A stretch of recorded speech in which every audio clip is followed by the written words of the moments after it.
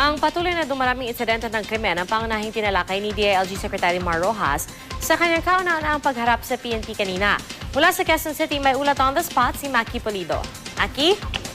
Iya, hindi nagpaligoy-ligoy si DILG Secretary Mar Rojas sa kanyang pahayag ng makaharap sa unang pagkakataon ng PNP kaninang umaga. Sa kanyang talumpati, diniretso ni Rojas na ang dapat na agad nang marisolba dahil problema pa rin hanggang sa ngayon ay ang pagtaas ng mga crime incidents. As of June, 57% daw ang itinaas nito.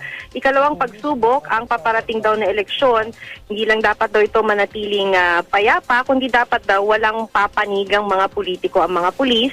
At ang anyay 3 core problem na hindi marisolba hanggang sa ngayon ng kapulisan, ang kweteng, illegal na droga at illegal logging. Ang mga issue raw na ito ang dahilan ng mababang job appraisal ng PNP. Pakinggan natin na Pia ang bahagi ng naging pahayag kanina ni Secretary Rojas. Eleksyon at batid natin ang hamon na dala nito sa ating kapulisan. Magsisilbi itong malaking pagsubok hindi lamang dahil sa maaaring magsulputang election-related violence na kailangan nating tugunan. Susukatin din ang tibay ng ating prinsipyo.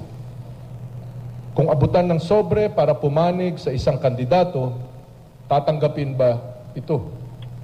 O mananatili ba tayo sa tuwid na landas ng tapang, profesionalismo at sinumpaang tungkulin bilang isang pulis? Hinikayat din Pia ni Rojas ang kapulisan na magsumbong kung may mali. At kung opisyal daw ang posibleng sangkot, idiretso raw ang sumbong sa kanya. Sabi pa ni Rojas, sa ilalim daw ng kanyang pamumuno, walang bata-bata system. Pakinggan natin ulit si Secretary Rojas. Kung natatakot kayong baka sangkot sila rito, huwag kayong mag-atubiling lumapit sa akin. Ako mismo ang mag-iimbestiga. Ako mismo ang re-resolba at kung nakita kong nagkasala, ako mismo ang magsasampa ng kaso.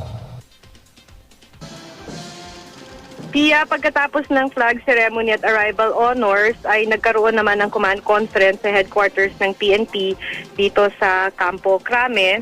At actually hanggang sa ngayon ay patuloy pa rin ang command conference. In fact, it was a working lunch. Hindi sila tumigil para mag-break para sa pananghalian.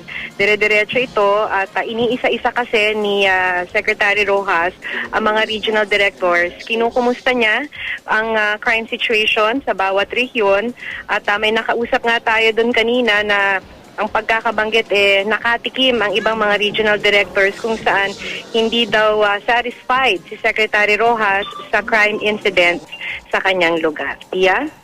Maraming salamat, Maki Pulido.